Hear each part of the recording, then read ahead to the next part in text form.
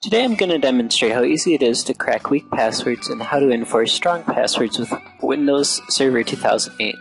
Here I have a client running on the server, and I'm going to use Cain to crack it. First I'm going to demonstrate a cryptanalysis attack via rainbow tables. To do this, we need to go to the LM hashes and click the plus sign. Make sure that the import button is selected and then click OK. Here we're going to select the administrator and then to choose the cryptanalysis attack, LM hash, and rainbow crack via oathcrack. Then you go and browse for your rainbow tables from oathcrack.com. Once you have that, go ahead and click Start. Now it'll take a little bit, but rainbow tables tend to be one of the fastest way to crack passwords.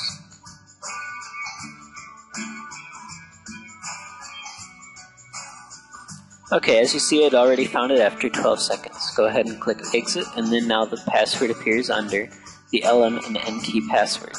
Next, we'll go to MS Cache Hashes and get the users that have logged on. Go ahead and click the plus, and then click Next. Here's a list of users that have logged on. First, we'll go to the administrator and perform a dictionary attack. So select Dictionary Attack. In here, there are options such as is, reverse, double, lowercase, uppercase, num substitution, case permutations, two numbers. So first we need to reset the word list, and we're going to go ahead and leave all the options and let it run through and find our password. So it's going to take a little bit, but it should find our password.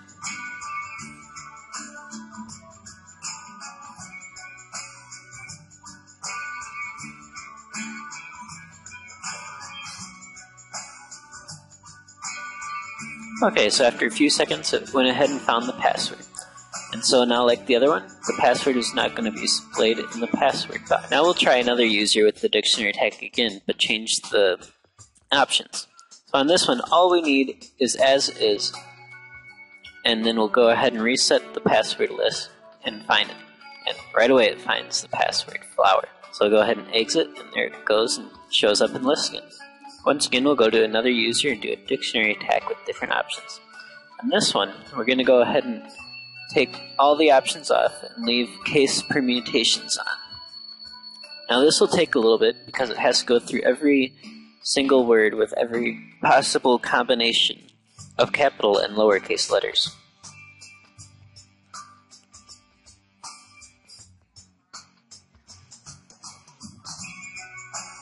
As you can see, already it takes a lot longer to go through a word list like this. But fortunately, I made the password so that it's at the beginning of this list, so it should just take a couple seconds.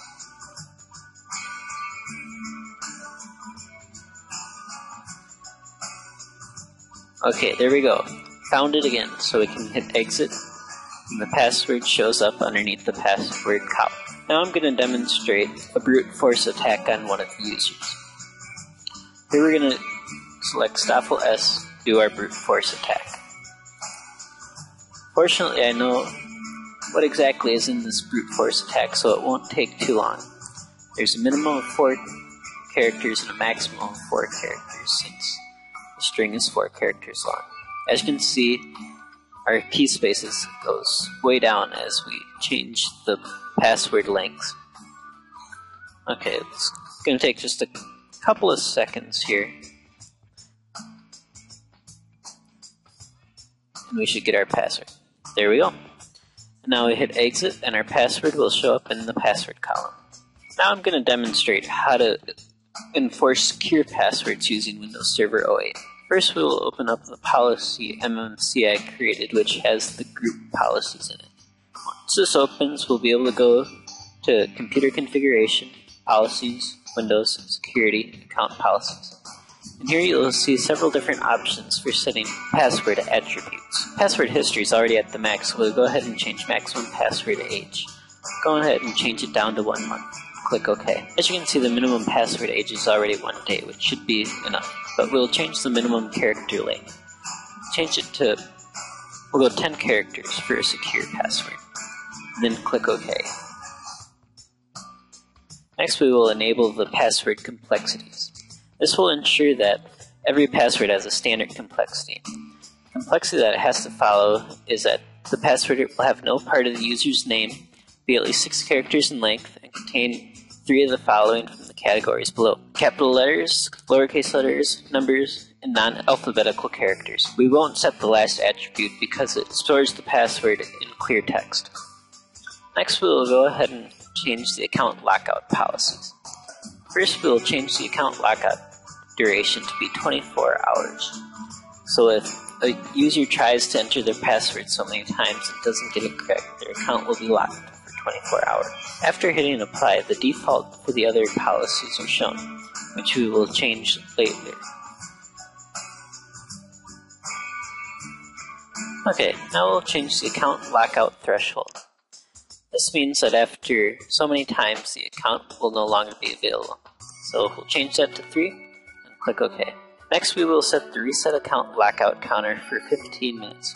This means that 15 minutes after the user has unsuccessfully accessed their account, the administrator can reset the account and the user can try again. Now, to make sure that these policies are applied, we will go to the command prompt and type in gp-update/force, which will update all the policies.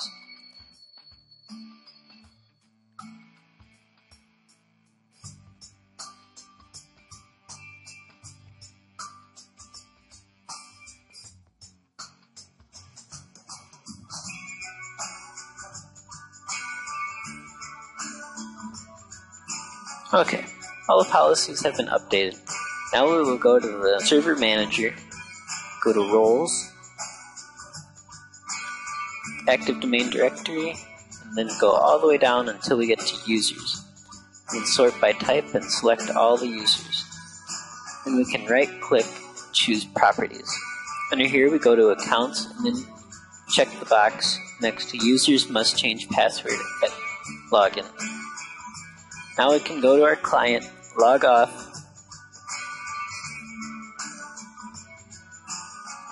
and then try to log in as another user.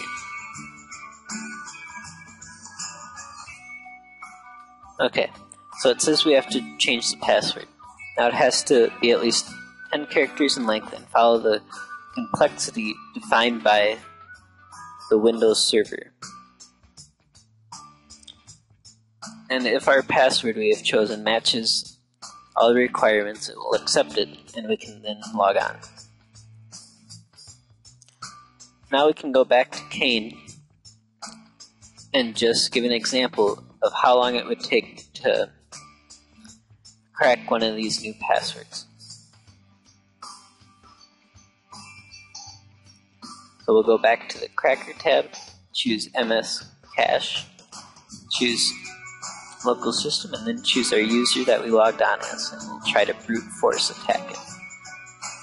Now we know our minimum's 10, so we can go ahead and move that up, but say we don't know how long the password actually is. So we'll say it's 20, and then we'll set the predefined as the most complex it can be. As you can see, there is very many key spaces that can be done, and that the time to do it is many, many years. Okay, so I'm going to stop this just because we don't want to wait that long. Last, I want to mention that also firewalls should be enabled and that only administrators should be able to install programs.